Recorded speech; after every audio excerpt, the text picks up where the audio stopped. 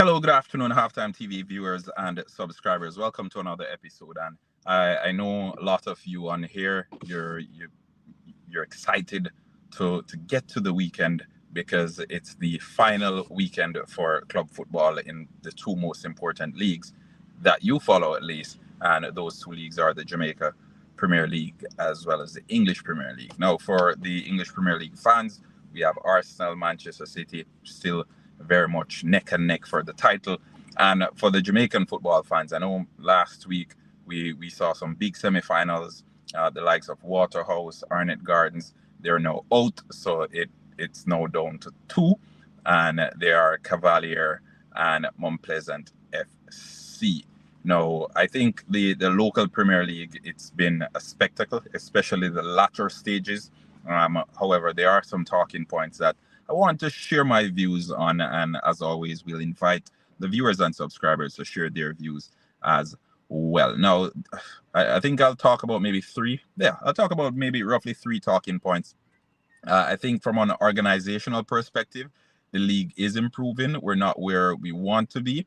However, we can see progress each year. The sponsorship it's improving. The accessibility to viewing the league for those in the diaspora, it's improving as well. So big shout out to Sportsmax and the broadcasting team for carrying and making the Jamaica Local Premier League accessible to fans across the diaspora who want to tune in on a Monday night or on the weekend or whenever to watch it. Big shout out as well to Military Guna, who generally live streams those games. So it's good to see that we can have access to the games to see some of the talented youngsters and some of the talented not so young players who are playing in the Jamaica Premier League. So now that that's out of the way, let me get down to a couple more that I want to discuss. And I think the final pointer that I'll discuss is the Rudolph Speed controversy thing.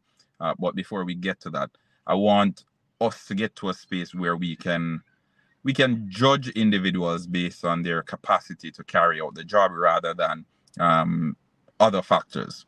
For example, sex. And I say sex because in Jamaica, now, we know classism is present, but sexism is also present. And in the previous game, a Cavalier defender, I think Shaquille, his name was, yeah, Shaquille, received a red card, right? And the controversy that spurred from that was because the referee on the day was a female. That's the reason he was given a red card. Now, personally, I think the reaction from the player, it warranted a red card. I think the original challenge, and I don't have the video here of the challenge, but you can check it out on YouTube. It's there. The original challenge warranted a yellow card, and the referee already had a yellow card in her hand when the challenge was made. Now, in addition to the challenge, what the player did was, and I don't even want to say attack because I think it's a little bit of an exaggeration, but he basically was in the face of the referee and even went as far as putting his hand on the referee. I think that's a red card every day of the week, whether it's a man, woman, whether it's an insect in the middle of the field, whichever way you put it, that's a red card. And yellow card for the challenge and another yellow card for dissent. So I think it warrants a red card. I think throughout the season, the refereeing standards have been good for the most part. I think the female referees in Jamaica, they're doing a great job as well. And we know how Jamaican and especially Jamaican footballers can be. When they get emotional, they can get extremely aggressive. So it's good to see that the referees this season, they did a commendable job, and I'll even go as far as say they've done even better than the referees in England, in my opinion, because at least the referees in England have the backup or the safety net of VAR.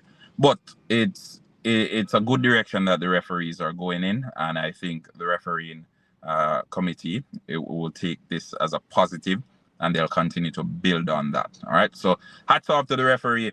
I think as fans and as Jamaicans, we need to step away from saying, and the first thing that we heard as soon as that red card was granted, and I was listening to the radio too, first thing I said, if it was a male referee, that red card would not have been granted.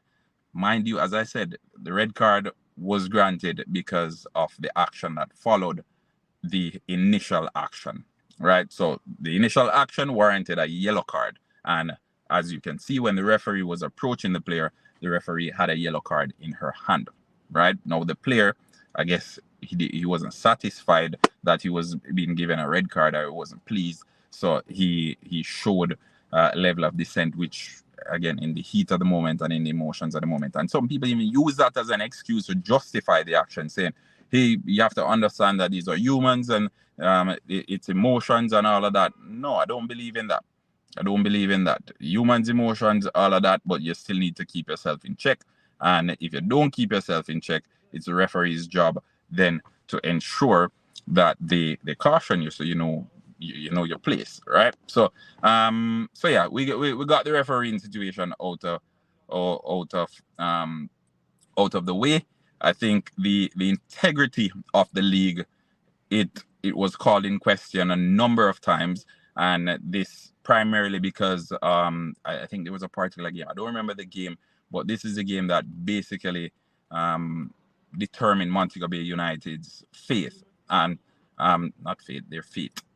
All right, so this is a game that determined Montego Bay United's fate, and I think Montego Bay United at the latter part of the league, they were putting a good run together and they had a good chance of making it to the playoffs.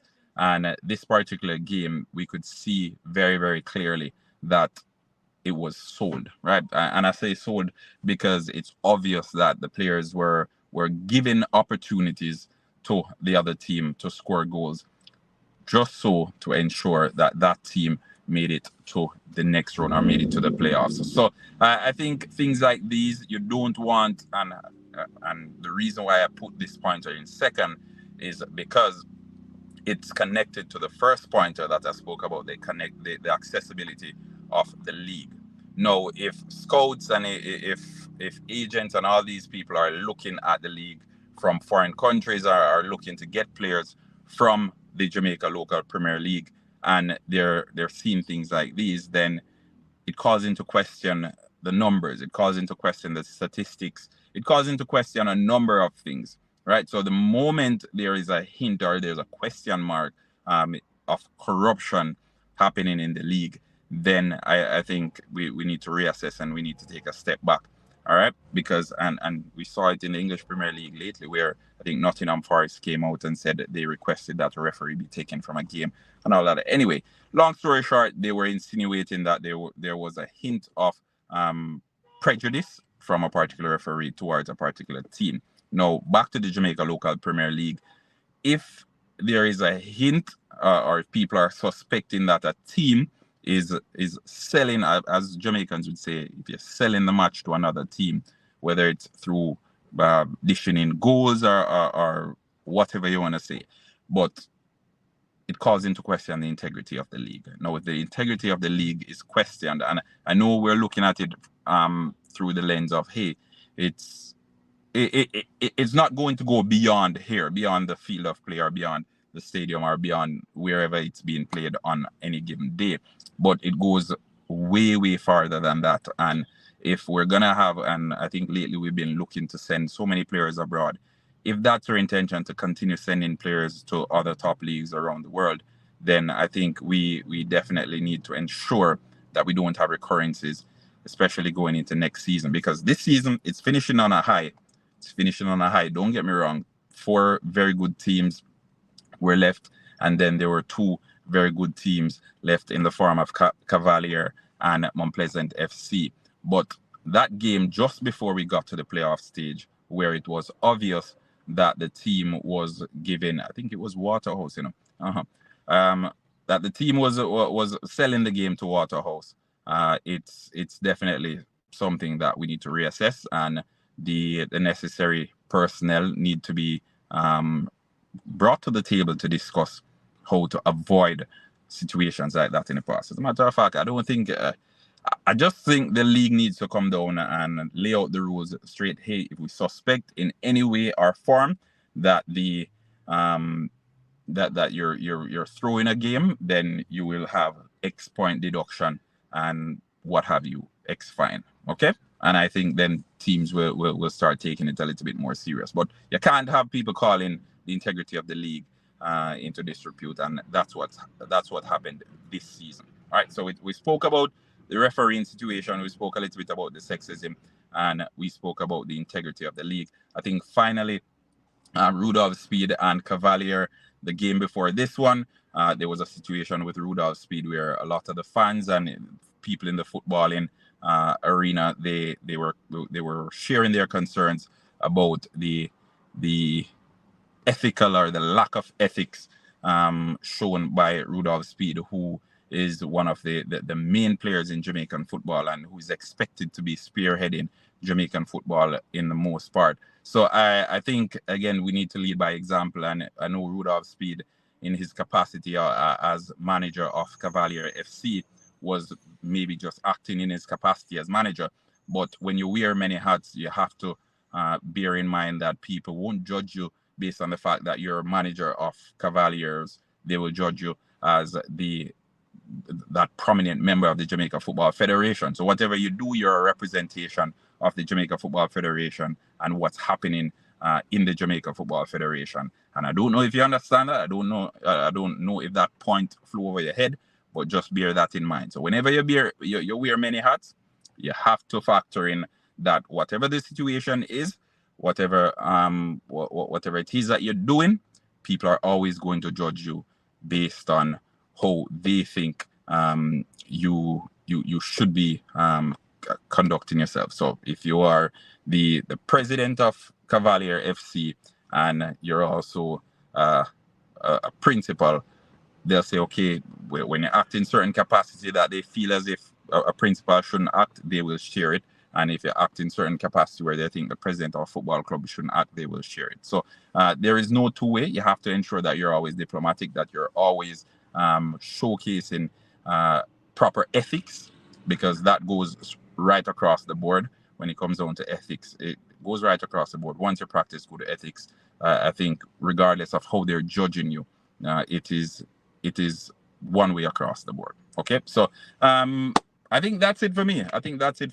So Rudolph Speed, I know he's a very smart gentleman, and he knows what to do, when to do it, and he knows how to kind of bend the rules a bit without breaking them.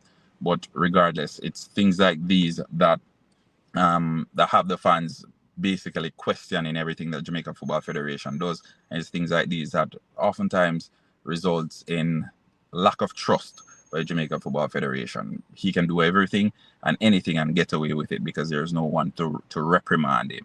Okay, so yeah, I think that's my 2 cents. Let's hear what your thoughts are, Halftime TV viewers and subscribers. What are some of your main takeaways, aside from the football, obviously, because the football has been very good. I think the football in Jamaica is growing. The style of football that they're playing, improving. And I think it's getting better and better. And even with the promotion, from a marketing perspective, the league is growing in and of itself. And I think if we continue to build on the product that we have, we'll have places to go. All right. So let's hear your views in the comment section. Remember, like, share, subscribe. If you have any thoughts, as always, drop them in the comment section. Sponsors, big up on yourself. Quick Link Shipping, 454-1979. Anything you need shipped into the island, Quick Link Shipping has you covered. The new office is now open in Hopewell, right next to the post office. So if you're in the Hopewell area, Hopewell, Sandy Bay area, Great River area, you can check them out. Just maybe 10-15 minutes drive. If you're in Hopewell Square, walking distance. Okay, so big up on yourself again. Thanks for staying with us. If you're in Canada, enjoy the long weekend. Next week is Labor Day in Jamaica. Big up on yourself as well, the entire Jamaican fraternity. So love you, take care, peace.